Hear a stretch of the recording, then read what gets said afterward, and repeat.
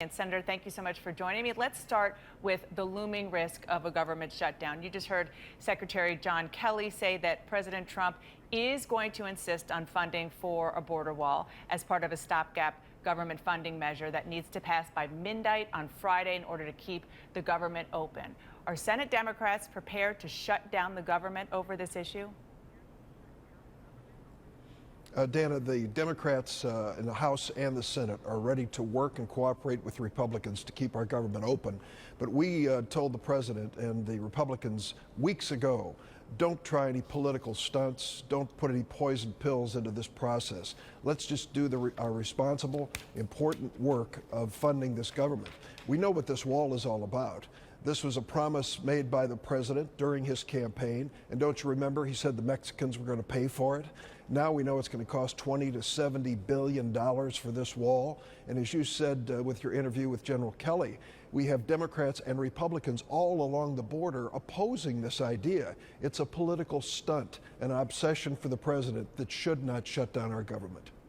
It should not shut down the government. You're calling it a political stunt. The White House is calling it, and the president is calling it something that has to be in the spending bill. So what do you think happens at the end of the day? It sounds like a standoff that could end up in a potential government shutdown. I hope the president will back off to think that he would consider shutting down the government of the United States of America over this outlandish proposal of a border wall, which we can't even pay for at this point, and is opposed by Democrats and Republicans all along the border. That would be the height of irresponsibility. He would not want that to define his first 100 days.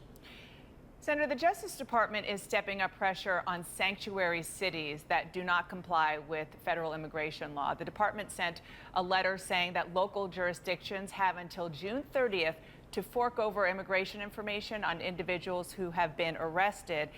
So if these cities don't comply, the Trump administration will withhold funding from them. As you know, big city in your state, Chicago, is on that list. So as the senator from Illinois, do you want Chicago to remain a sanctuary city, even if it means losing federal funding?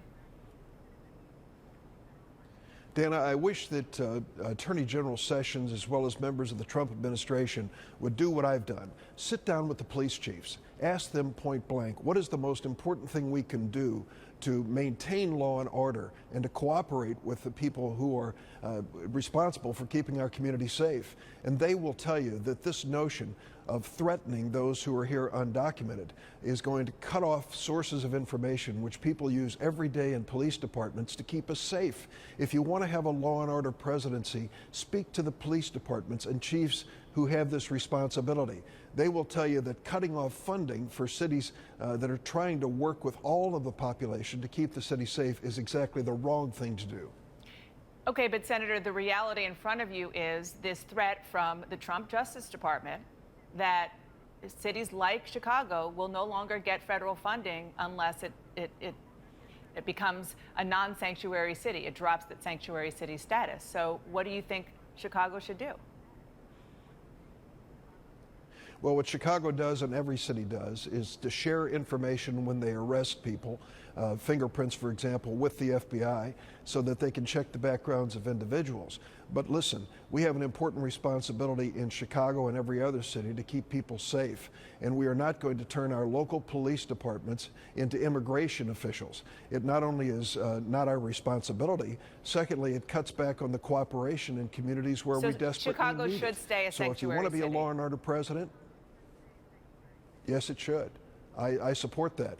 I think we can work with the federal government, but we're not going to do this at the expense of people who are living peaceable lives in neighborhoods and raising families and should not be harassed by folks who are trying to push some sort of anti-immigration agenda in Washington. Senator, Monday is the first day that Neil Gorsuch is going to be on the Supreme Court, his first official work day. And there already is talk that President Trump might get a second nominee. Take a look at what Republican Senator Chuck Grassley, who, as you know, is the chairman of your committee, the Judiciary Committee, what he told the Muscatine Journal in his home state of Iowa. He said, I would expect a resignation this summer. He said, of the potential for a second seat opening. Gorsuch replaced Antonin Scalia, but the next one could tip the balance of the court. As a member of the Judiciary Committee, do you expect a vacancy to occur this year? I have no indication that there will be a vacancy.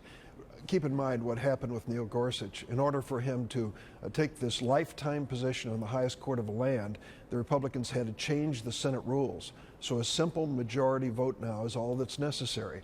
Traditionally, we'd required 60 votes so that any person would have bipartisan support for this lifetime appointment. The Republicans had to change that rule so that Neil Gorsuch could come up to the court. I would hope that we would return to bipartisanship when it comes to future appointments to the court. That really is in the hands of the Republican majority at this point.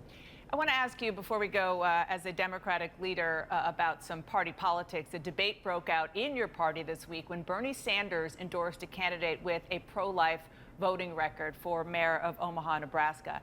Elise Hogue, who's the president of NARAL, Pro-Choice America, called the endorsement a betrayal of women. Where do you come down on this debate? Are you with NARAL or Senator Sanders? Listen, I am committed to women's rights under the law, reproductive rights certainly, and our party is. We've made that part of our platform and position for a long, long time. I know within the ranks of the Democratic Party there are those who see that differently on a personal basis, but when it comes to the policy position, I think we need to be clear and unequivocal. We need to be understanding of those who take a different position because of personal conscience, but as long as they are prepared to back the law, Roe versus Wade, prepared to back women's rights as we've defined them under the law, then I think they can be part of the party. Senator Dick Durbin, thank you so much for joining me this morning. See you back in Washington.